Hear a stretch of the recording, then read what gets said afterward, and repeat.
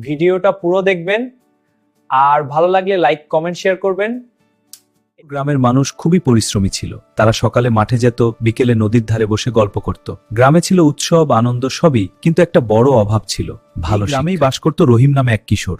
তার বাবা করিম আলী ছিলেন দিনমজুর, আর মা আমেনা বেগম অন্যের বাড়িতে কাজ করতেন। সংসারে অভাব থাকলেও ভালোবাসার কোনো অভাব ছিল না। রহিম ছোটবেলা থেকেই কাজ করতে শুরু করে। কখনো গরু চড়াতো, কখনো মাঠে ফসল তুলতে সাহায্য করত। তার বয়সী অন্য ছেলেরা যখন খেলাধুলা করত, তখন সে কাজেই ব্যস্ত থাকত। একদিন সে গ্রামের পুরনো স্কুলের সামনে দাঁড়িয়ে দেখছিল বাচ্চারা পড়ছে। তাদের হাসি, বই, খাতা দেখে তার মন ভরে গেল। সে মনেও একদিন পড়ব, আমি হার মানব না। তুমি কি পড়তে চাও? হ্যাঁ, কিন্তু আমার টাকা নেই। টাকার দরকার নেই, তোমার ইচ্ছাই সবচেয়ে বড় জিনিস।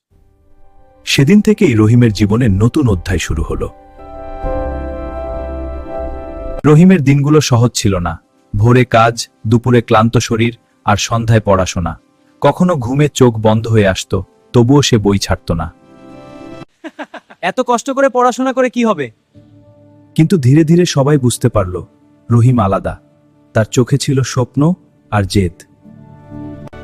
অবশেষে এতদিন পর আমি প্রথম হয়েছি। এই দেখুন আমার সার্টিফিকেট। আমার বাবা। এরপর রহিম উচ্চশিক্ষার জন্য শহরে গেল। সেখানে গিয়ে সে আরো বেশি পরিশ্রম করল। অনেক কষ্ট হলেও সে কখনো নিজের গ্রামের কথা ভুলেনি। বড় স্বপ্ন পূরণ। বছরের পর বছর পরিশ্রমের পর রহিম একজন সফল শিক্ষক ও শহরে থাকার। কিন্তু সে নিজের গ্রামে ফিরে আসার সিদ্ধান্ত নেয়। গ্রামে ফিরে আসা রহিম সোনাপুরে ফিরে এসে একটি বড় স্কুল তৈরি করলো। শুধু তাই নয়, সে লাইব্রেরি, খেলার মাঠ আর দরিদ্র ছাত্রদের জন্য বিনামূল্যে শিক্ষা চালু করলো। নেক্সট গ্রামের উন্নয়ন ধীরে ধীরে সোনাপুর বদলে গেল। যে গ্রাম